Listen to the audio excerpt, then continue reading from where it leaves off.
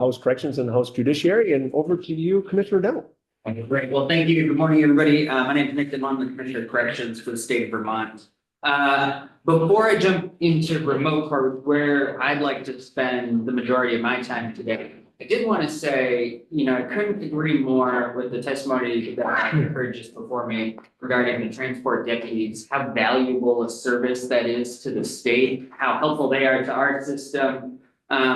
And the one bit that I would maybe disagree with in the testimony is that there's enough of them, even with their expanded proposal. I don't think that's true. I think that we as a state could benefit from a greatly expanded transport option. And I understand the challenges that the sheriffs are facing in that front. But I think it was Sheriff Anderson said, they historically were at a census of 60 sheriffs in his department, they're down to 24. I mean, that should be telling to you all how much the resources contracted over time. And knowing those aren't all transport deputies, they did do per diem work for the state, and that is evaporating. And that's not just his department, that's happening across the state. It's like a major pinch on the system. I think were it that we had more transport opportunities, we wouldn't be relying on remote court so aggressively, and we would be getting better outcomes for the individuals that are being served by the court system. And I know you all are very concerned with the backlog issue. And I think it is my strong opinion that the reliance on remote court is exacerbating our backlog as a state because of an inefficient system that is not being run. So that's what I want to talk about. Good. Let's tell us how you're going to fix that. Yeah, well, this is part of the issue is I think what I wanted to start by telling you is the courts are not the only place that court is happening anymore. Now, in every correctional system in the state, we are running 14 criminal courts on a daily basis. We're running 14 family courts on a daily basis. We're running 14 civil courts on a daily basis. Most of the folks in our system, everybody in our system is involved in the criminal justice system. Most of the folks in our system are also involved in the family court system and in the civil court system, and they have proceedings that are happening in front of those courts. And so not only are we now expected to run the criminal court system within our correctional facility, but we're also expected to facilitate all manner of other judicial proceedings that are happening. That is not the way the system was designed. And I think, I appreciated some of the testimony earlier. There is not a single member of the Department of Corrections whose job or training or education is on running court. They have not been provided any additional resources to run court.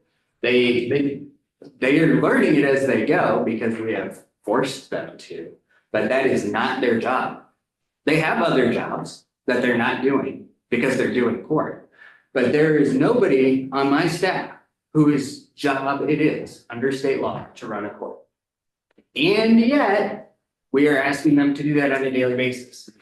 There is not another member of state government, either from the judiciary or elsewhere, who is in our facilities helping with this. So it is all falling on correctional staff who have, again, other jobs to do, who they're assigned on a daily basis to do this work. And so we do have technology that's been provided by the courts in our facilities, but that is the only resource we have been provided. And yet we have been expected over the last few years to now facilitate court proceedings across the state in all 6 correctional facilities. This is not tenable. I personally think that this is a major breach in the separation of powers. The court is essentially telling the executive branch that you must now do our jobs in your facilities. And so it got so bad that we have finally written a policy saying these are the only things we will do because we cannot do it. So I want to explain how this is experienced on a daily basis. And I'm going to start with how it's experienced by our staff. So we have casework staff who primarily are now doing court. The casework staff's typical duties are to plan for folks re-entry, help them navigate our system, connect them with programming services that they need, and That staff has now been asked to take on these court duties over the last few years. And so they're expected on a daily basis now to schedule with the courts all the court proceedings, help folks move into the court spaces when court is being held. That, I will tell you, is a highly complicated operation. You can imagine many of the folks in our system cannot interact with each other. They're either co-defendants in a criminal case, they're violent towards each other, other predatory behavior. And so we have to make sure that we keep certain populations separate from each other. But if everybody's being asked by a court to be there at the same time, they're being organized and moved around our facilities. They're asked to facilitate court paperwork, print forms for attorneys. They're asked to provide and explain all of that to the defendants, again, creating major issues for the state correctional system. None of our staff in facilities are trained attorneys or court clerks. We do not know what the paperwork means. We should not be explaining to criminal defendants what their criminal court paperwork means to them or helping them through that. That should be a job of either their defense counsel or the court clerks themselves. We're receiving orders from courts that demand that we do things that we simply cannot do. Multiple courts demanding that multiple defendants be presented before them at the same time at the same facility. Well, I mentioned that we have technology, kind of looks like your screen up here, in our facilities. We don't have 10 of them. We don't have 14 of them. We have maybe one per facility. We have some small handheld devices that we can also use. But to understand the experience, the screen up there shows this room and all of us sitting around it. So imagine that screen is the courtroom. Now shrink it, because it's smaller, and that's what the defendant sees. And they're being told their liberty interest is at stake in these proceedings. And they're being told by somebody on that screen that they can't necessarily make out what's happening. So they often, almost always, turn to our staff member who's sitting next to them and say, what's happening right now? Who are the people? Because I've never met my lawyer. I don't know which one of those people represents me, works for me. I haven't met the prosecutor. That's maybe less important in this example. I don't know where the judge is, and I don't know what's happening right now. That's not, I am a lawyer by education, and I will speak for my own opinion. That is not the way the justice system is supposed to work. So does that depend on what kind of hearing it is as well? The arraignment versus a status conference versus a pretrial? I mean, there's different levels of concern about liberty and those different kinds of hearings. But if your child, your parental rights are being terminated, well, that's, do you experience that differently than an arraignment? Probably slightly, but those are both very important to you. Right. And this is all happening on that screen. Commissioner, I think the other piece too that maybe you could touch upon is the limited space and privacy that is experienced in different facilities. Yeah. I'll get there in maybe 1 second, Okay. if you'll permit me. So the staff, back to how the staff are experiencing this, because I think the space conversation comes in here. Courts are demanding that we use state DOC equipment, laptops, office space to facilitate court proceedings because they can't get enough proceedings done in the blocks of time. So they say, caseworker, you need to use your laptop.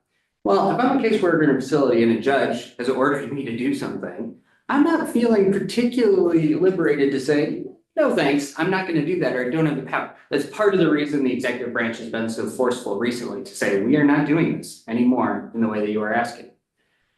They're asking that we use the space that we had set aside for other purposes. And I think this gets to your question, Chair.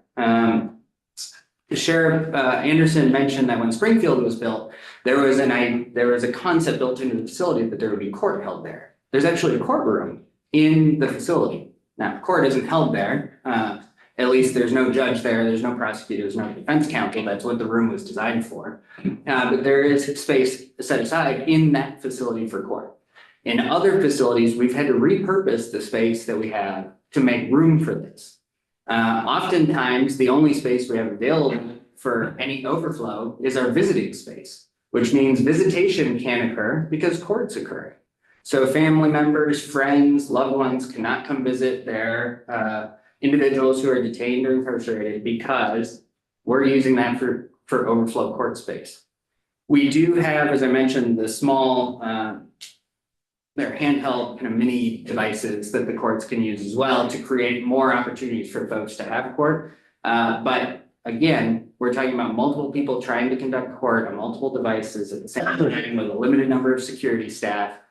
So people are on top of each other. And these proceedings, particularly when we talk about the family court proceedings, are especially sensitive, emotional. That is a really difficult space. So because we have very limited technology, very limited space, we have asked the courts, if you need more, you need to call on the attorney lines. Attorney lines are hardwired phone lines in our correctional facilities dedicated for, you might have guessed, the attorneys to call their clients and discuss matters. So they're doing that as well. However, those are in living units. They're not private. People can hear conversation. I mean, you can't hear what's happening on the phone, but you can hear the person responding on the phone. This is the kind of contorted system we're running in correctional systems right now. And then our staff are doing all of this work. And then we have judges sending us orders with snide, sarcastic comments, putting down the work of correctional officers, saying you're not doing enough. It's ridiculous that you haven't done more to support our court proceedings. This is out of control. And it is really disturbing, frustrating to our staff who are putting it on the line every day, going way outside of the scope of their responsibilities to facilitate another branch of government's court proceedings, and then to be told written court order that it is ridiculous that the Department of Justice hasn't done. So I have been here for the last 3 years ringing this bell, and I am at my wit's end about court proceedings. And nobody seemed, the two other branches of government have not yet been willing to step in and help us out. I see there was a question, maybe a couple. James, go ahead. Yeah, I mean, I don't want to run over anything, but, and what I'm gonna ask, I guess, is hopefully not taking any slam to any other organization. It's more about the policy. Are there any judges filling in for your correctional officers at any time in your facilities? No. Are there any lawyers, whether defense or prosecutors, filling in for your correctional officers at any time? Are there any sheriffs filling in for your correctional officers at any time? No, but I will caveat that to say that the sheriffs do help us with transport. They help transfer. Yeah. That's what I'm asking. There's a reason I'm asking this. I think most people understand this. It is extremely unfair what we're asking corrections to do, not just for the inmates, which is completely wrong. You know, I would agree with you as far as the judicial system goes. But putting this burden on one state entity isn't right. And I had to ask my silly questions in order to say that, but I just want to point out, especially when you mentioned the snide comment, that really is like, I got this, because that's not right, so. So let me tell you what the experience is like for the defendants, for incarcerated folks. They're brought to a room much smaller than this, to sit in front of the screen that's much smaller than that, to watch their court proceedings. Many of them, to the state's attorney's point, many of them have not met their defense counsel in person. Much of that is done virtually or on the phone. I mentioned that I'm a lawyer by education. My first job in law school and just after law school was working at a criminal defense firm. And we would load up a couple of lawyers and drive down to the jail, and we'd meet with a whole litany of clients and walk through the proceedings, get them ready for the next. That's not happening today. It is rare that we have any lawyer in our buildings. And I heard Tim mention that his folks were public defenders and that was their experience. I mean, that was the standard. And today we've just pushed away from that. So a defendant comes into the room, they're presented before their court proceeding. And I think it was Sheriff Anderson mentioned the Digger article, which highlighted one example of somebody being arraigned for a crime That was not their crime. They need to be arraigned for something else. They're arraigned for somebody else's crime. Unfortunately, there's not one example of that. There are many examples of that. That is happening commonly.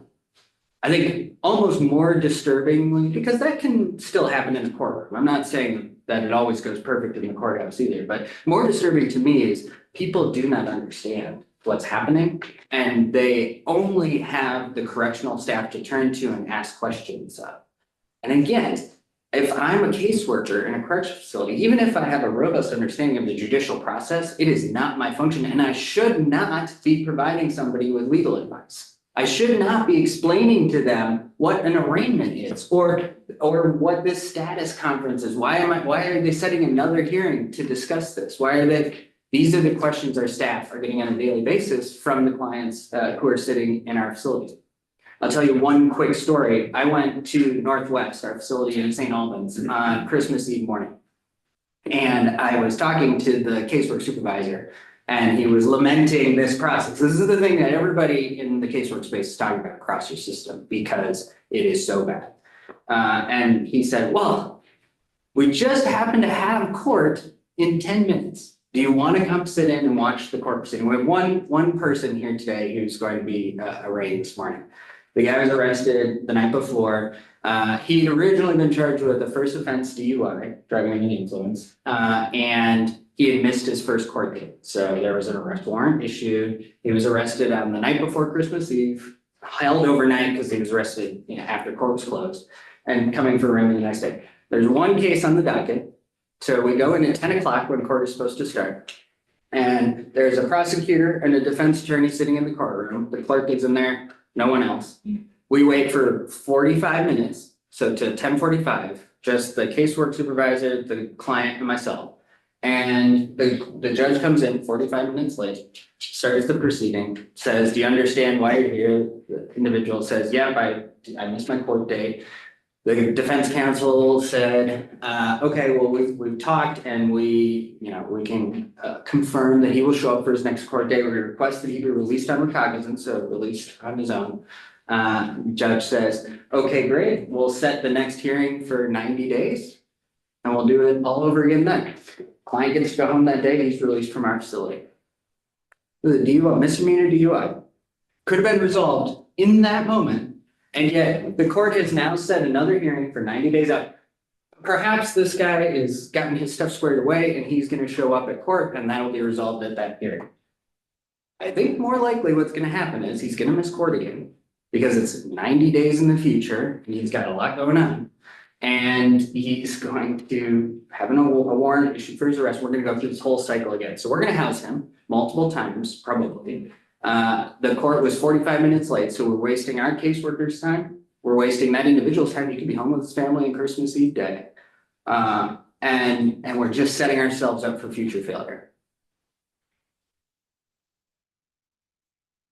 I want to be clear that Judge Zoney, the chief court administrator, have been working very hard with us to try to help get this issue squared away.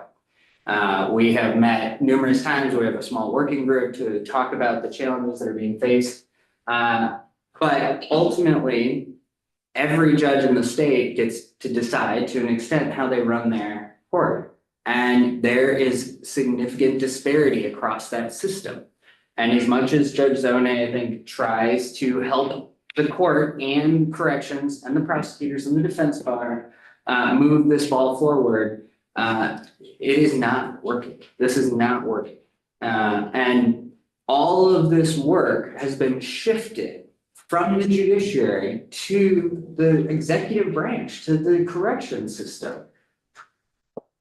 So if we're doing all this work now and we're told that we have to, these hearings must go on. There are constitutional issues in question. There are key other hearings like the termination of parental rights hearings that must happen. Then something has to not happen. So what's not happening in corrections? Reentry plan, casework, getting people ready to go back to their communities, getting them hooked up with programming. I had a meeting with an advocacy group yesterday and they were demanding to know why correctional staff we're not helping pretrial defendants get connected with substance use treatment.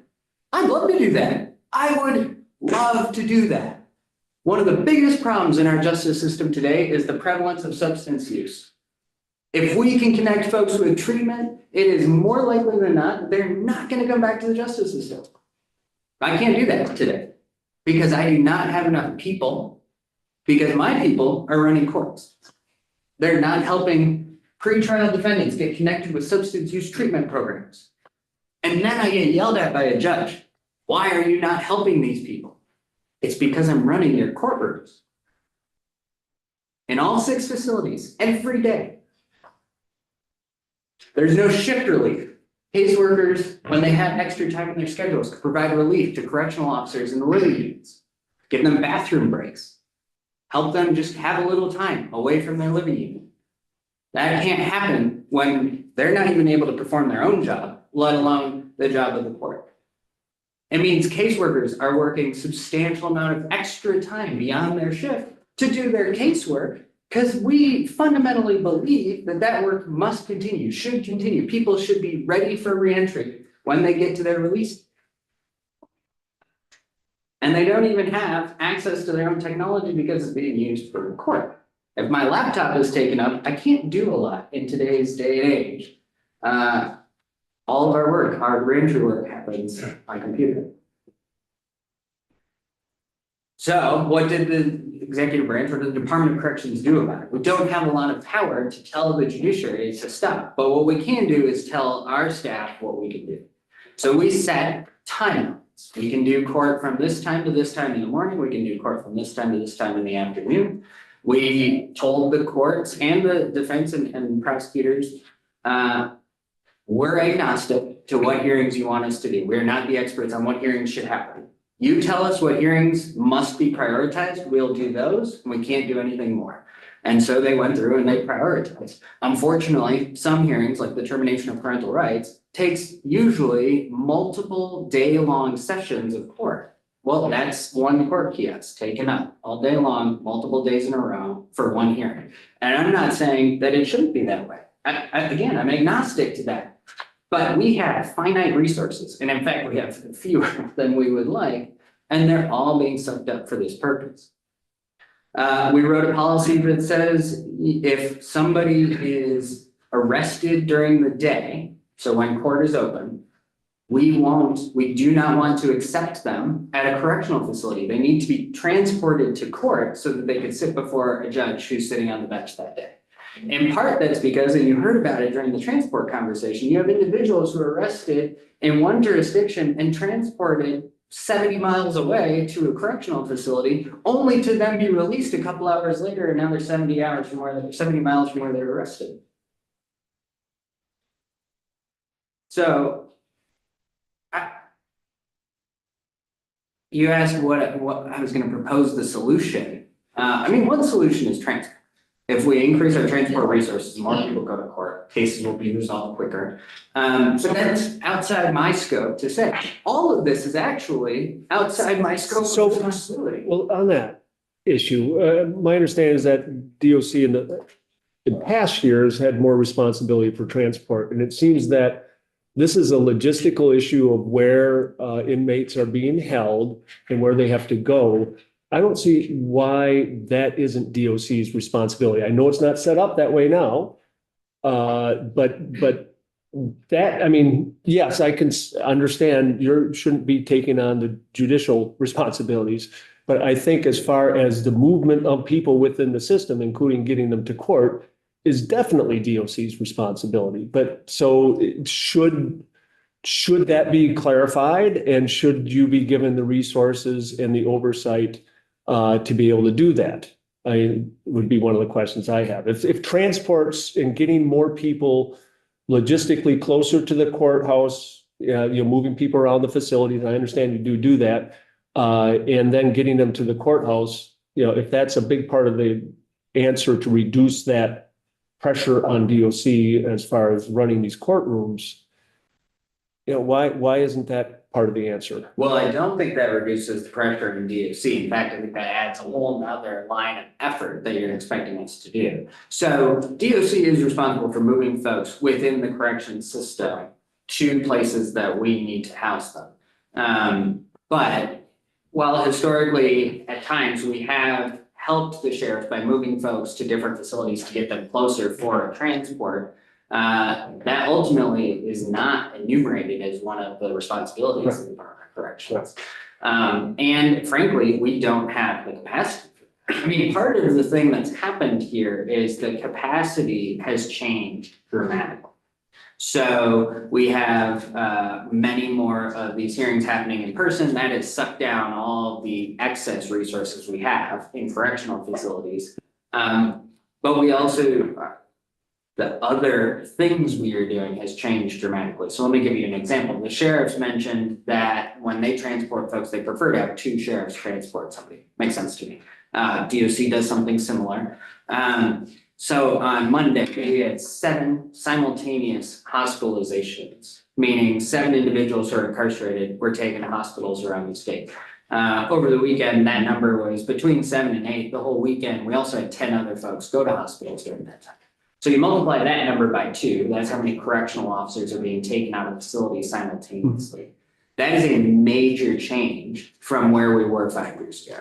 The population is much sicker today than it ever has been. So you're doing a lot of transports, but not to the court. We're doing a ton of transports. We also provide transports to federal court, which require special officers to do them. They require heightened training. And so we're doing that work as well. But the difference between the federal courts and the state courts at this point is the federal courts have been very good at helping us with scheduling so that we can work around a predictable schedule.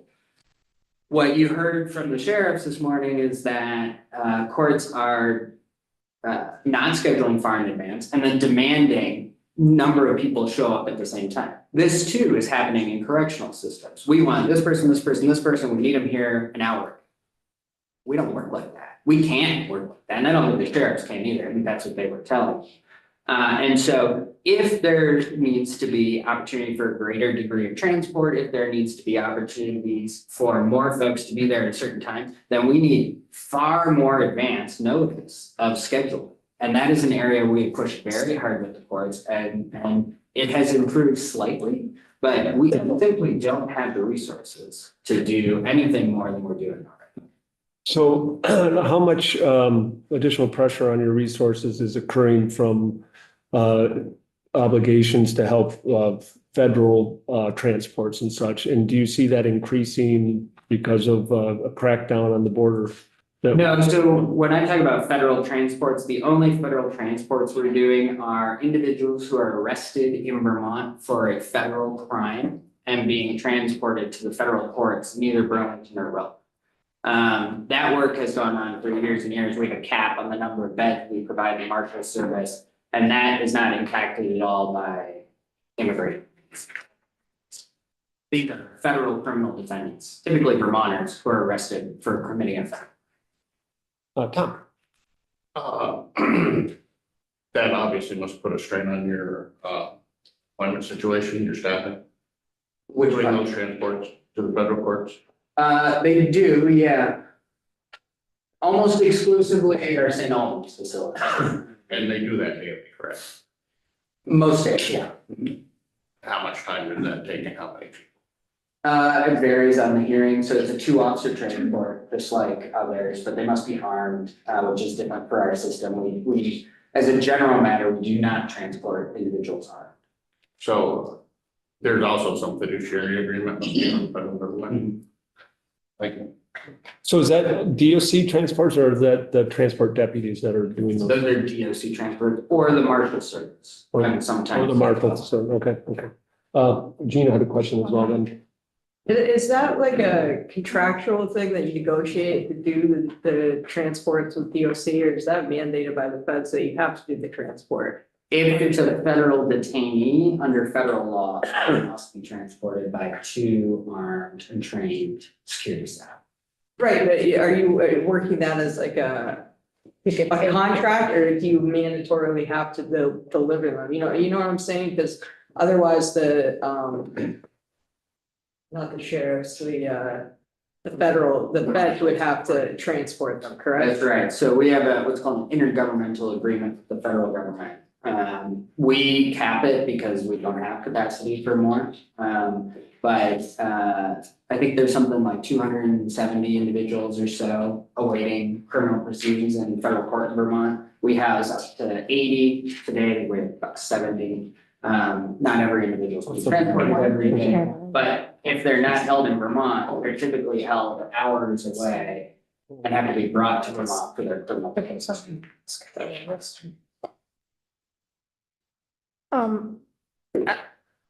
I also want to put on the table when you talked about the medical transports, how that exacerbates the staff, particularly if there's a court occurring, an arraignment occurring in a community. Whenever there's a medical transport from a facility to a hospital or a doctor's appointment, you need 2 correctional officers with that person. That's right. So you're, in addition, if you have 7 transports across the system for medical, you're pulling, for each one of those, you're pulling 2 correctional officers off the front lines Right. to transport that person. And then if the person has to be admitted in the hospital where they're there for 10 hours in the ER, you've got 2 correctional officers who are tied up that whole time.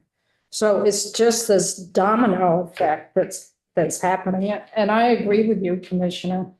A lot of our societal costs get shifted to the DOC budget, and it's hidden.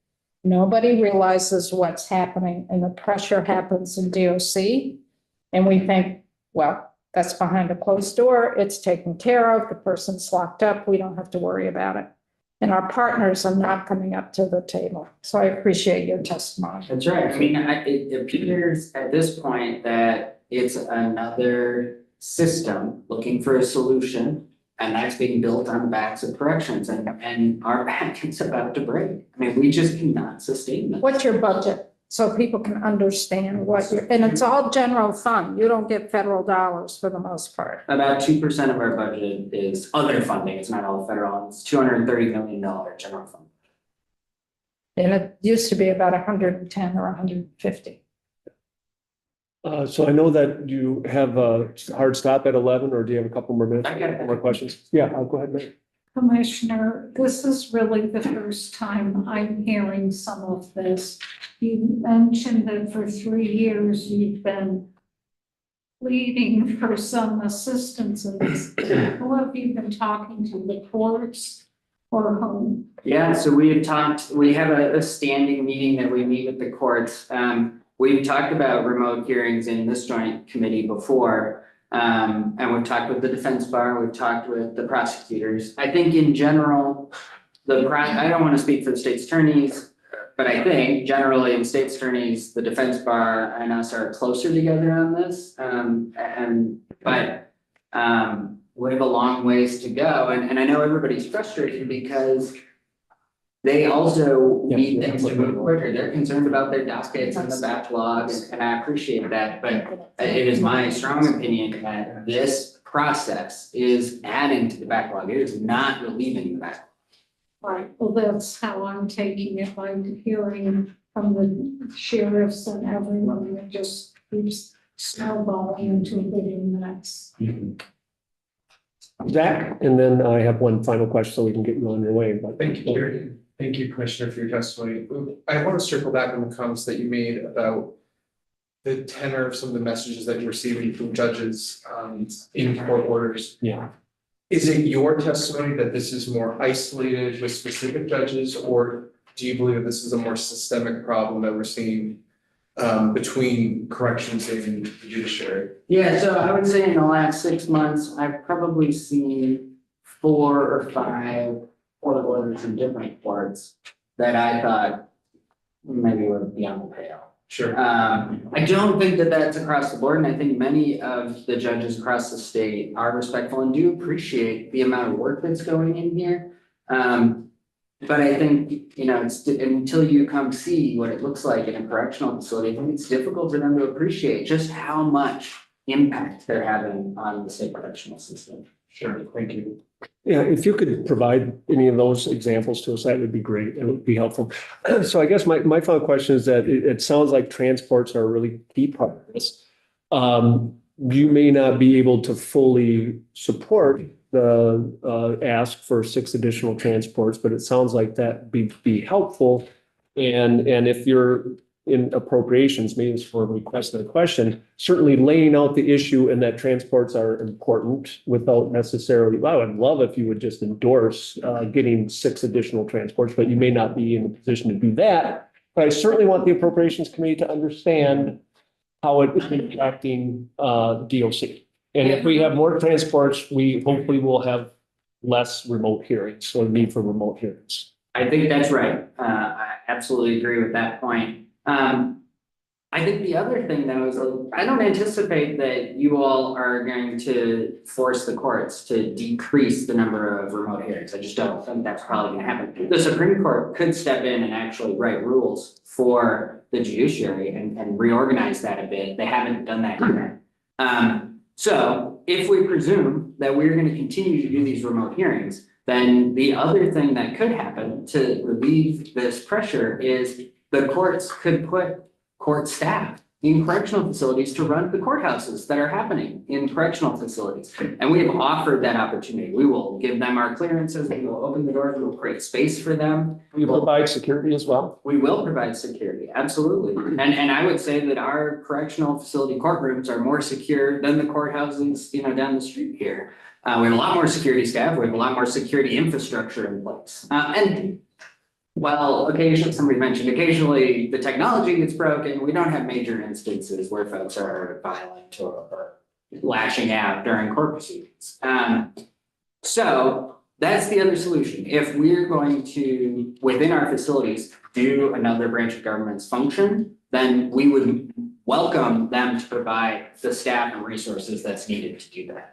I don't think that we should have positions within the Department of Corrections whose job it is to run court. That doesn't make sense to me. That's not our function. We're an executive branch agency with charges under law to do our duties. And there are duties that are happening within our facilities that belong to somebody else. So more transports and court staff. Those are 2 solutions that I think would materially impact this problem. All right, thank you very much for your time. Appreciate it. So we'll go to, for the rebuttal, we'll go to Judge Zoning. Good morning, Tom Zone, Chief Superior Judge. So I've been listening all morning and my shift kept changing as far as, okay, what does the Joint Committee want to hear about today? And I wanted to start out by saying, as Commissioner Demmel mentioned, and as Department of State's attorneys mentioned, we have regular meetings. In fact, we have a meeting this coming Monday. And many of the concerns that are being expressed by the Sheriff's Department and the Department of Corrections are ones that we share. And that's why when I hear the concerns, I think it should be clear that these groups work together, I think, very well to address concerns in a manner that facilitates the administration of justice in our courts and our correctional facilities, as the Commissioner points out, as best as we can with the resources that we currently have. There are limitations on the court. You've heard of limitations on the sheriffs, and you've heard of limitations on the Department of Corrections. We all are taking best efforts to try to come up with a system that's going to work for everyone. There are times it pushes more stress onto the courts. There are times it pushes more stress onto the corrections, and there are times that it pushes more stress onto the sheriffs. But we are a judicial system, and it can't be silos, and it can't be isolated. Now, I respect the separation of powers. I agree that there's times that we have to say, okay, I can't tell you to do something. And in fact, when Commissioner Demmel was talking about that the courts require us to do this, require us to do that, I would push back on that. As the Commissioner later indicated in his testimony, the Department of Corrections put forth a policy that said, these are the only types of hearings we're going to allow you to do remotely. We're going to give you limited hours. You can't do family, you can't do X, you can't do Y. And so I went to the commissioner and we talked about, well, we have to, the one example he referred to repeatedly was termination of parental rights, because my view was, this is something that is not appropriate for audio. We need to have at least video, because as you heard from the Department of State's attorneys, we weren't getting and we were not getting at the time transports for termination of parental rights cases. And that's important to the parents who are having their parental rights terminated. They deserve to be in that courtroom if they want to. And we were told, no, you can't get transports. And so the commissioner, and I thought DOC stepped up wonderfully and said, we will make an exception to the family cases. We will allow TPRs for parents, that final hearing, to be remote. And we will provide WebEx. We'll let you choose that. That'll take up from 8:30 in the morning till 2 o'clock. That'll take up part of your time, but we will allow that.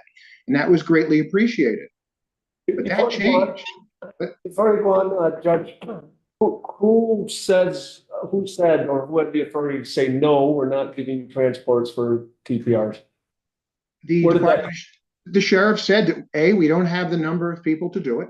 And Okay. B, their view was that it was not within their statutory requirement to transport for the family cases like that. Now, keep in mind, I think Representative Oliver touched on this. Years ago, Department of Corrections used to do transports. We would regularly see DOC bring inmates into usually the family court hearings, but they would do transports. And a few years ago, the commissioner, as is his authority and his executive branch decision-making, said, we're not going to be doing that anymore. We don't believe we're required to, and we don't have the staff, so we're going to stop doing that. The court we didn't force him to do it. We didn't say you have to do it. He said, we're not doing it. We're not required to. And that was where we ended up. So now the pressure goes to the sheriffs and they say, well, we don't do the TPRs. So the commissioner, again, we very much appreciated the recognition of the importance of the TPRs, but that's not required anymore, because we still believe that my fundamental view is that parent still deserves the right to go to court if they want to be in that courtroom if that's going to occur. And so what we did was we came up the CHINS Reform Work Group, the Department of Defender General, myself, the Department of State's attorneys, and DCF. We are a work group, and we have funds that were available from the tobacco settlement funds for CHINS reform. And what we did was we set up a program with the Department of State's attorneys and sheriffs, where now any parent in the state of Vermont who has a termination of parental rights final hearing that is incarcerated is entitled to be transported to that.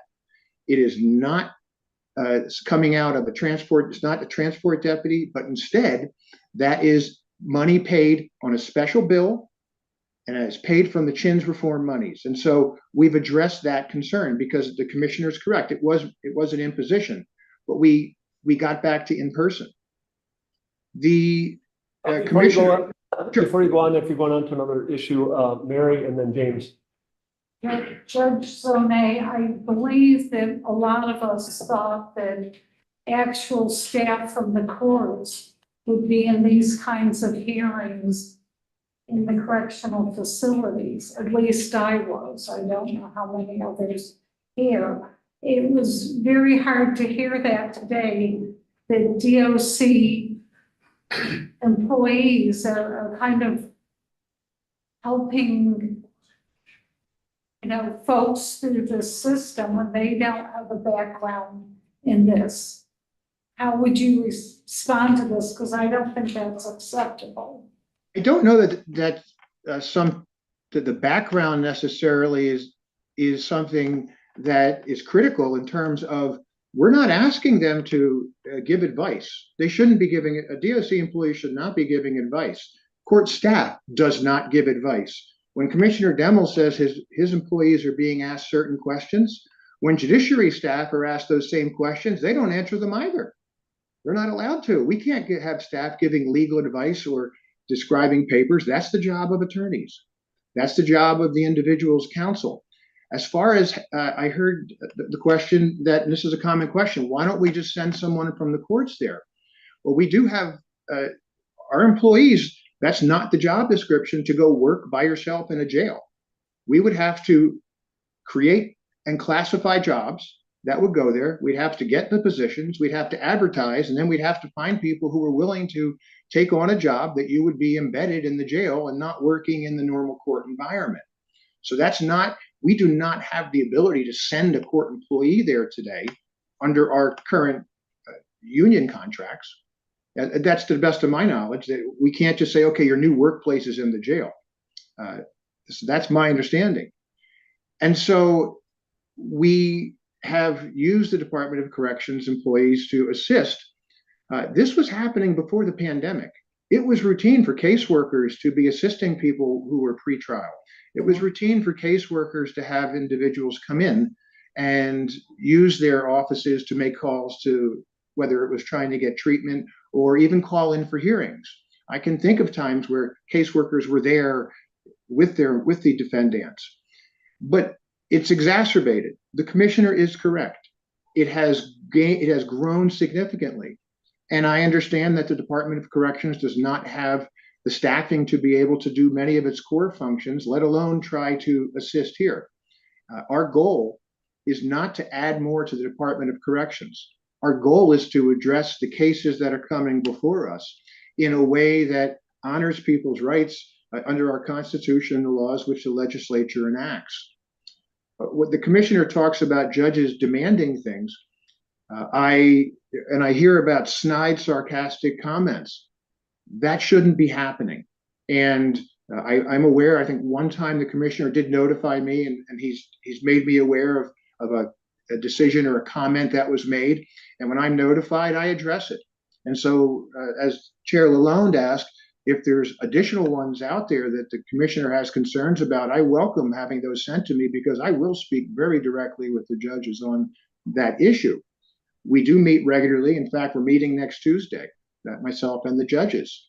And we have discussed the pressures. Judges, I know, there is a frustration that we need to move cases, we need to move the backlog, and yet we don't have the capacity for remote hearings that we need.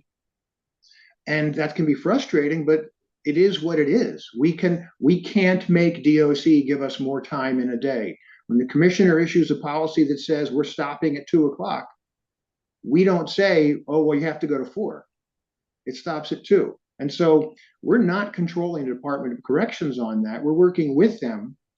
And are there times we ask for things that are not within the policy because it's necessary on an emergency or a pressing basis? Absolutely. And there's times that the Department of Corrections steps up and will work with us. And I think it's important to keep in mind, again, the staff that we have worked with have been exceptional from the Department of Corrections. They work hard and they do their best to work with us. We had issues arise with remote hearings and attorneys because the attorneys said they're not going to represent individuals until they get a signed financial affidavit. The Department of Corrections says we're not giving any paperwork to the individuals and we're not going to be having them sign things and send it back to the courts. So the court is faced with a circumstance of, well, we have the attorneys say they're not going to come help and take the assignment unless there's a financial form. And we have Department of Corrections saying that they're not going to do the form. So what do we do as a judiciary? And so the solution that we were able to come up with was we asked the department, would you be willing to allow us to have a set time where our staff can call in each morning and talk to the defendants and do that form remotely? The department said yes. So what we've done now to solve that problem was we have court staff who calls in, gets the paperwork filled out, that satisfies the public defenders who wanted that form filled out, and it doesn't burden the Department of Corrections to have to send paperwork. And so that's the type of solutions that we work with the department on to try to make sure that things are going in a smooth way as we can. So do you have time for a question before you move on to the next point? James, did you have James? It's probably something I want to hear a lot more about in coming time. I would say it's safe to say that nobody that testified today, or that we don't envy the jobs of anybody who's testified today, and none of them probably envy our jobs either. But my greatest concern is, what I'm hearing at least, is everybody's overburdened. Nobody has the staff or the systems in place to really do what needs to be done. But what I'm also hearing is that out of the 3 branches, or well, 2 branches that are involved in this, it is the corrections that is getting the extra work that's not their own work. Not that, like, sheriff don't have enough help. They don't have enough to do the jobs they're required to do. The judiciary doesn't have enough to do what they are required to do. But corrections doesn't have enough to what they're required to do, and they're being asked to do different branches' jobs. And that's very concerning to me. I'm not saying that that is 100% the truth. It seems like it is, but I want to, over the time, I guess for our own committee, I want to hear a lot more about this, because it seems, the whole thing seems pretty bad for the system, for employees, and for the people in our custody. So, thank you. So Sean, go ahead, and then Ian. Judge Zone, Sean Sweeney. You have a question?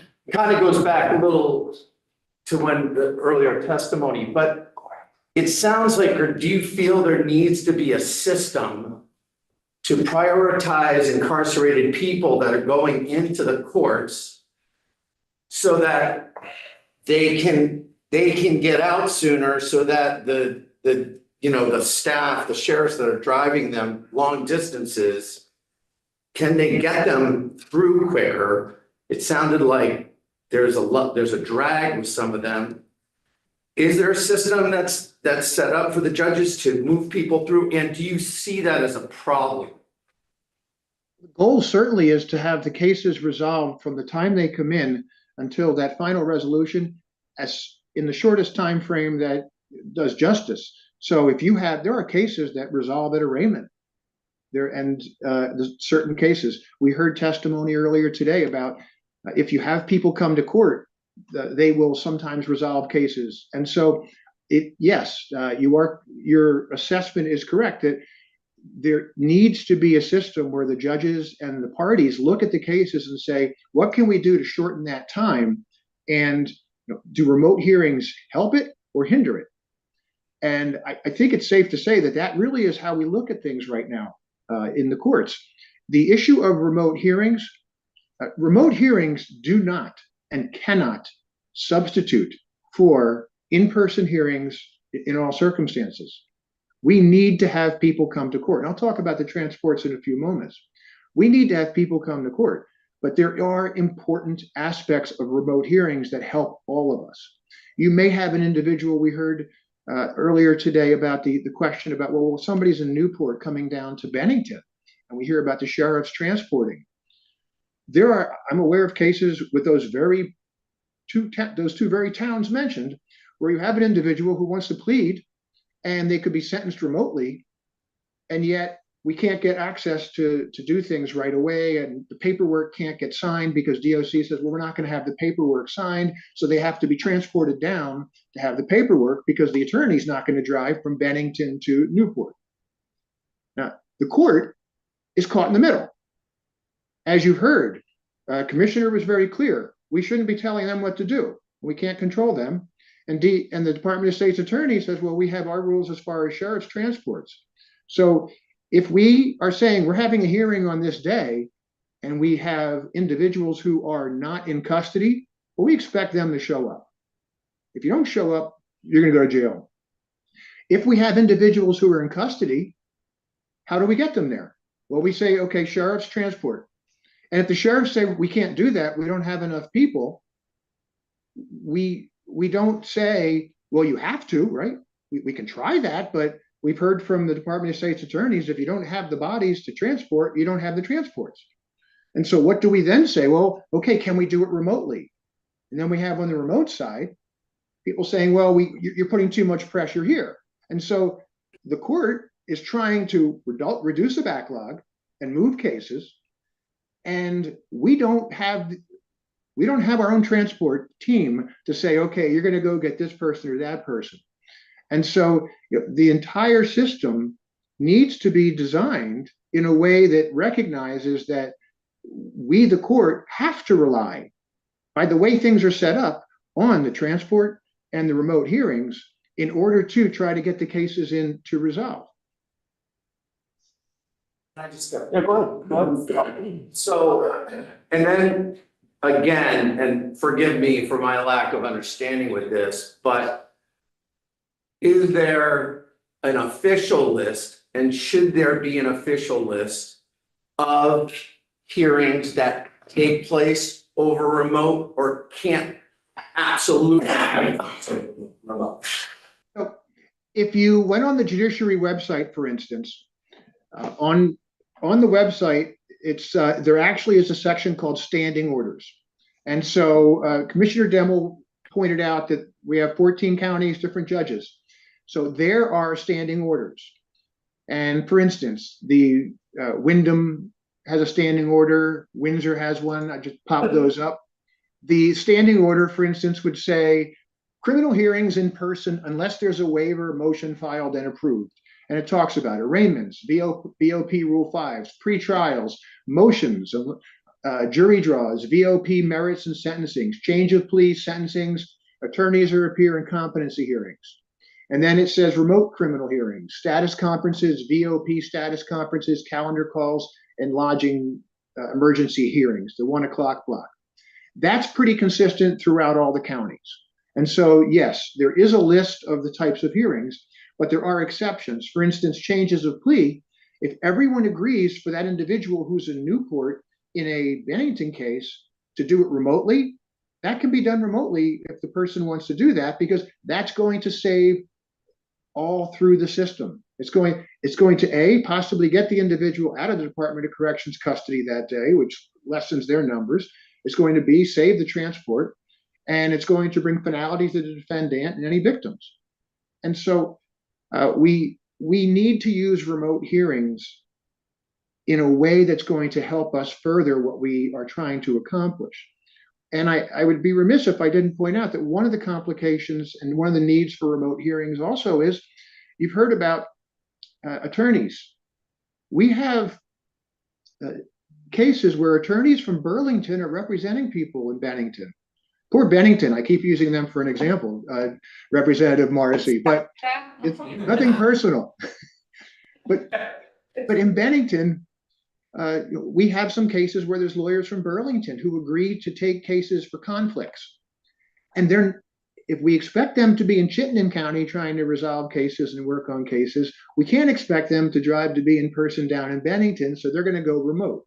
And so then that hearing is going to be a remote hearing. And then if the defendant wants to be part of that hearing because they're in St. Jay or Newport, well, then they would be remote. The alternative would be to say, no, you have to be here. We transport the defendant there. We make the attorney drive down, which, by the way, then Chair Lalonde's going to say, well, why don't you have these attorneys up here in Chittenden working on my cases in my county? In other words, it's a system that we have to address the balance. And there are days where the balance skews, but the next day it might skew differently. And so I really believe that our best way to go forward is to try to take a look and say, what is the goal? Well, the goal is to bring people to court.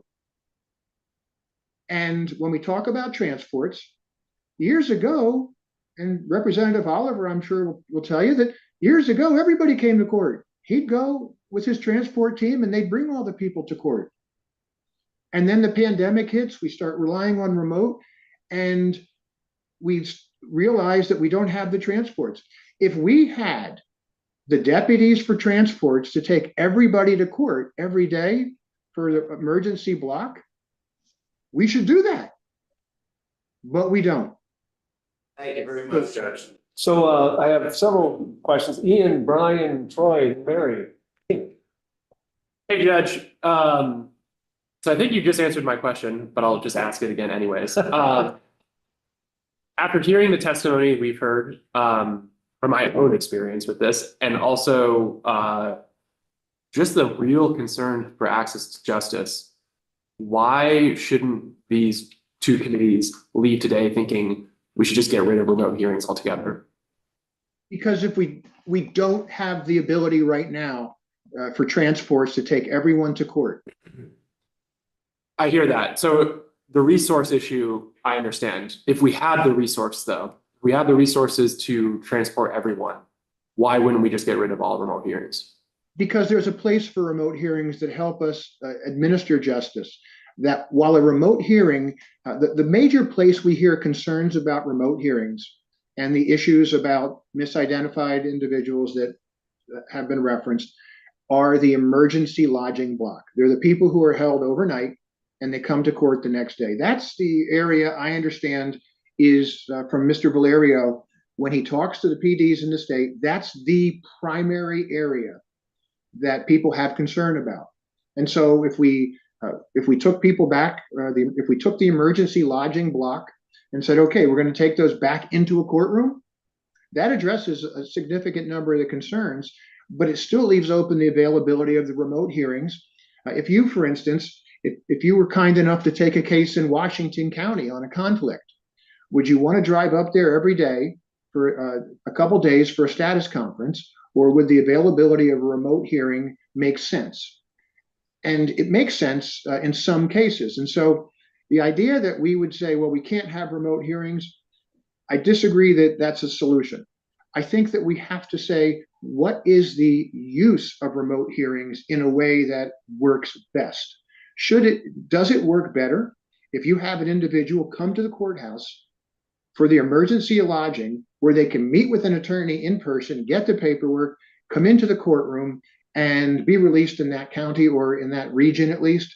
Yes, I think it's safe to say that we would all agree that it's a better system if we can get people there, but we don't have the capacity to do that right now. We don't have the transports. Hey, Brian.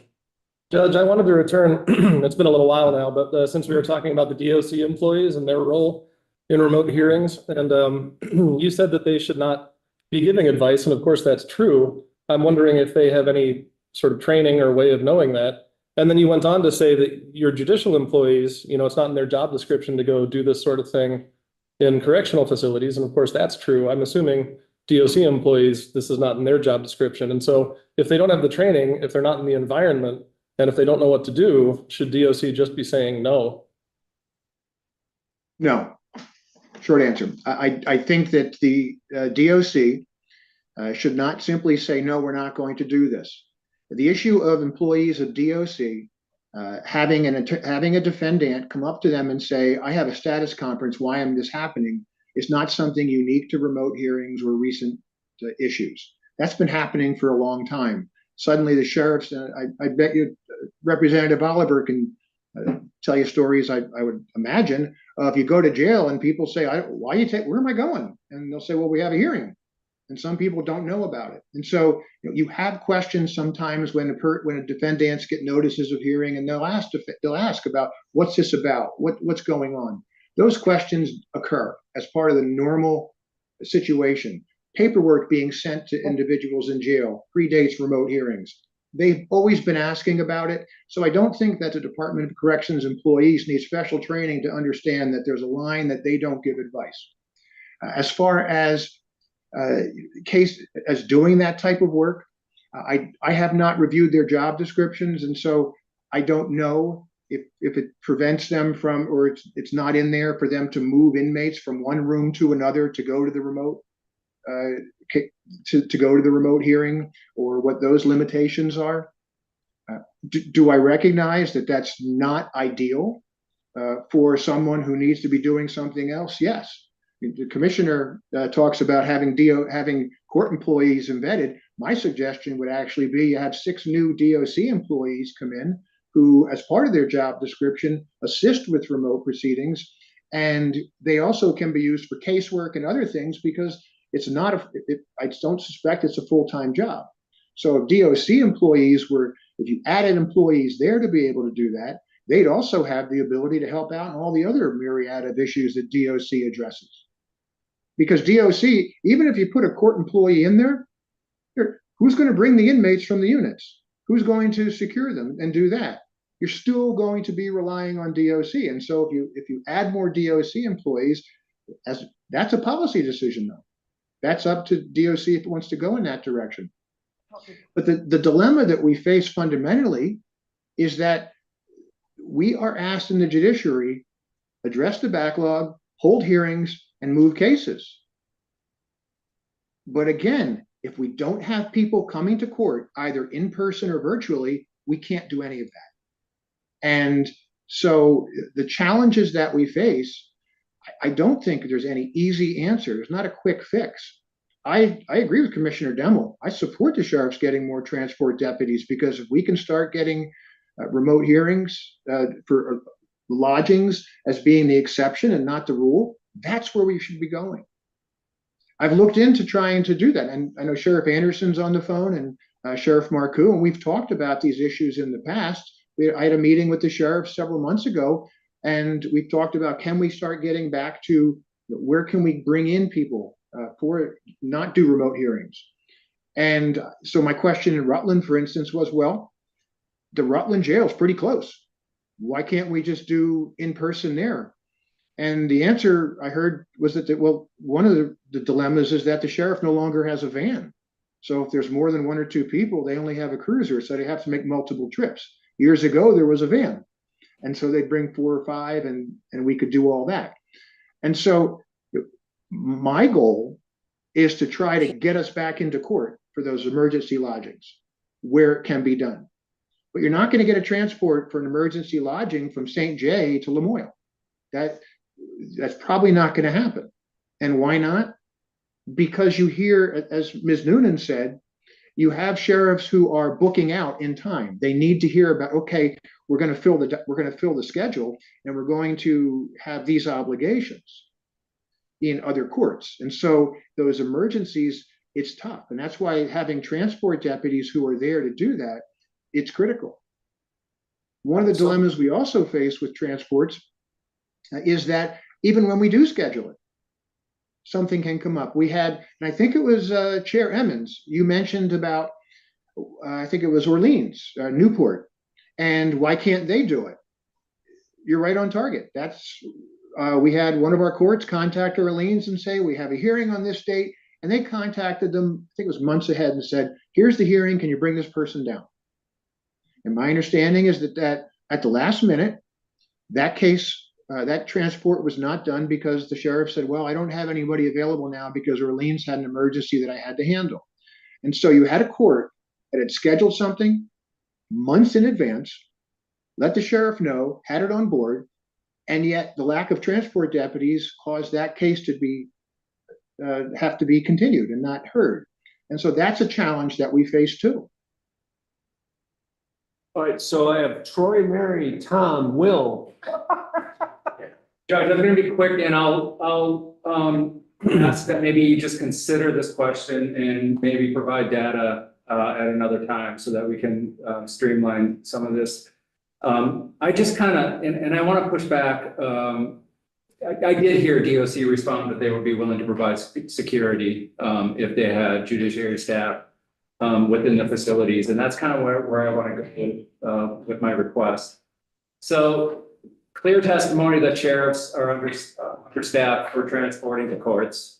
Clear testimony that DOC is understaffed for providing administrative support to the courts within the facilities for remote hearings. Clear testimony provided that the line is also clear where DOC employees should be able to kind of realize where they shouldn't be giving advice. And I just kind of keep coming to what seems to me to be the most obvious and efficient solution, right? Solutions that don't require cars or vans or lodging needed is to provide judiciary staff within the facilities. That just kind of keeps rising to the top for me, along with probably definitely improved infrastructure. it's 2025 and we don't even have Wi-Fi in our facilities. And corrections and institutions can talk about the infrastructure needs here. I guess my request is, can you please consider that, what that would take?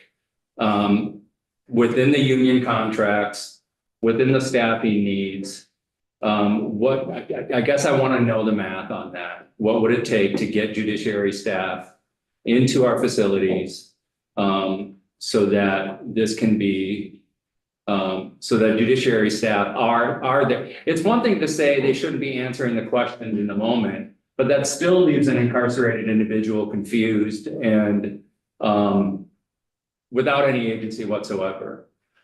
So I do want to know what it would take, union contracts to hire more judiciary staff to serve exclusively, and I do think it's probably more than one full-time staff member for each facility in those facilities. That's my request. I don't need an answer now, but I want to request that we start picking apart at that information. I'll bring that to the court administrator, Terry Corsones, and mention that to her. You did mention about technology, and if I could, we have deployed improved remote hearing technology at all correctional facilities, and this includes dedicated internet circuits to provide better reliability for remote hearings. The devices are a significant improvement over what had previously been there. They include 47-inch screens versus the prior 12-inch screens. Modular equipment now allows for replacement of individual pieces rather than the whole unit. You heard Sheriff Anderson talk about someone destroying the unit. That was an impediment before because you'd have to be out of service and replace the whole unit. Now they can replace parts of it. The devices are now in new secured cases, and DOC does have the ability to access them. We've also deployed second remote hearing devices in all but 2 of the correctional facilities. And the 2 that don't have them, I understand that's because of space limitations. The devices are also available to use for DOC when court hearings are not happening, including mental health screenings when DOC needs to use them for that. So that it's not just for the courts, DOC has the ability to utilize those. We were able to replace, the judiciary is going to be shifting from WebEx to Zoom, and we've been able to make replacements there based upon the modular way this is put together. The judiciary has also deployed a minimum of 2 WebEx minis to each of the facilities, and in some cases, 5 of them in facilities. They allow for hearings to be mobile, and they also may allow DOC to have someone who's quarantined for medical or other reasons to attend their hearings. These devices would be more effective, I am advised by our IT people, if we were able to install judiciary secured Wi-Fi in these facilities. Apparently, our IT people have been trying to get BGS to provide information on that blueprints so that we have the ability to put the Wi-Fi in there to make things more seamless. So the importance of technology is something that the judiciary takes seriously and has made significant efforts to try to upgrade. Again, is remote the same as being in person? No, but we're trying to make it, for the cases that it's appropriate, at a level that is able to do the work it needs to do. And when we hear issues, we try to have them responded to immediately about the devices. So before I go to Mary, just follow up to what your question was, I think. So we don't have the Defender General here today. He was unable to make it. He really wanted to be the person to talk about this, so he didn't send a designee. A question for him I would have is, why shouldn't there be a defender attorney at all those hearings? And that's a question that I would have. And that may actually be more useful than having court staff there. So, but there are limitations there as far as resources as well. But we need to hear from the Defender General on that point. So Mary, and then Tom, and then Will have the last question. I'll be very quick. In the meeting that you're having on Tuesday, originally they said there were 3 groups that they come together for. The sheriffs, the judicial, and I can't recall the other, I'm not looking at the notes. Are the is anyone representing the attorneys there as far as being part of this? Yes. Because it's very concerning hearing that someone who's incarcerated is going into one of these remote hearings, not even knowing who their lawyer is. So where does this all play in together? Because they should have a place at the table. Or you mentioning that they may decide not to come down to a hearing in Bennington because they're up busy in Burlington. They need to be part of the solution as well. The Defender General, the Department of State's Attorneys, Department of Corrections, as well as the courts, myself, the trial court operations, and a number of correctional employees from DOC are the ones who meet. And so those concerns, the Defender General gets that information, and he certainly represents the interests that you have identified. And so he has a seat at the table, and it's a critical seat for each of the stakeholders to make sure that we discuss the issues. And again, the goal is to try to come up with solutions that work given the limitations we currently have. I think there needs to be a little bit more work being done. Tom, and then Will. Morning, Judge, long time no see. Morning. I feel like I'm in the wrong chair for this, but I've lived through it now for about 3 decades of doing this with you folks. And I don't hear anything wrong or anything bad being said. I think everybody's correct. The problem is the tail's sort of wagging the dog in our current problem of not having enough staffing and resources. Some of what we're doing works in some places. The video hearings for Chittenden County work great as far as the arraignments go. Because we can have 13 to 15 arraignments on a Monday morning. And to have to go and get that number of people takes a large resource. And then to do your other transports on top of that. So that helps us out a lot. We can focus on the larger hearings that will settle and keep the docket rolling that way. And then other departments are struggling more because there's 6 facilities, 14 counties, and your prisoners or inmates are not often close to you. Drive times are often not on up when court schedules somebody. You know, we want somebody at 8:30. Well, they're on the other side of the state. You're in overtime just driving for the retrieval person. Feel free to pipe in if I'm wrong, but these are my colleagues. Some of what we do works fairly well and some definitely does not. When, you know, we were handling it, we were really good at handling the criminal docket, and we were told, oh, you're gonna do family court transports now. We had not done family court transports in 35 years. And that threw a serious monkey wrench at us, and we had to stick with the criminal court as best we could. That's all we could handle. We're pretty good now with some of the efficiencies. You've helped us out with some money for those transports with per diems, but also, you know, we're pretty good at reaching out to one another and organizing help for transports. The one thing that I'm really concerned about is Chittenden County is very unique in that it is so busy. And I see the video system still there operated like it's pretty much the go-to still to this day. I logged in and watched the other day, and I was watching one attorney, one on video, and a judge, nobody in the courtroom except an occasional one off on. And I don't see us catching up if that's what's. Cases resolved when people are together. When you have a defense attorney, a prosecutor, the defendant, and a judge.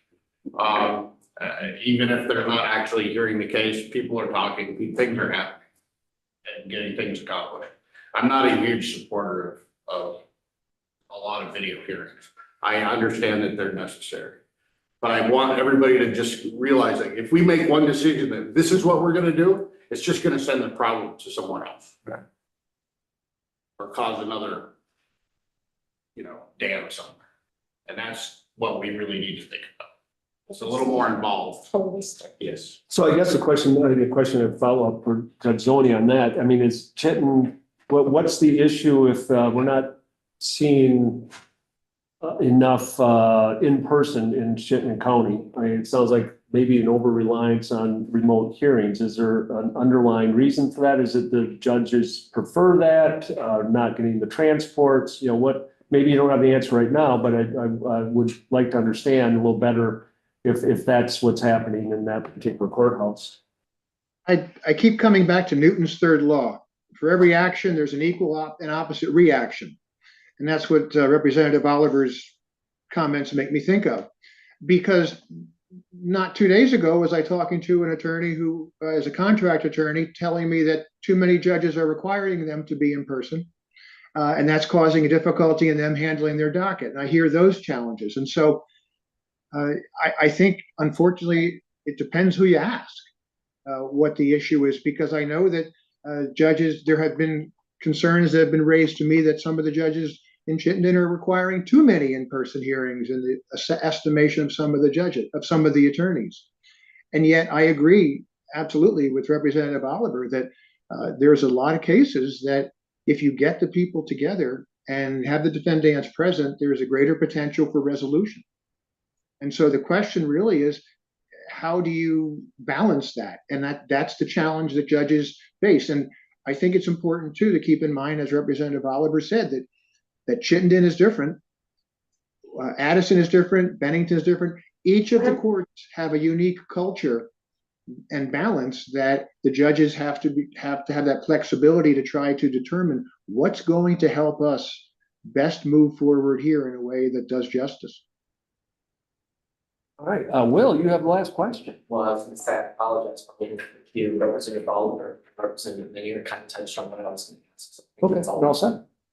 All right, thank you very much, Judge Zone, and I know that we have to hear from the Defender General. I don't know if that needs to be a joint hearing just for the Defender General, but Terry Emmons and I can talk about that. Appreciate your time, Judge. Thank you. And I just, the other witnesses as well. thank you very much and have a great day, everyone. Stay safe out there. Take care. Thank you.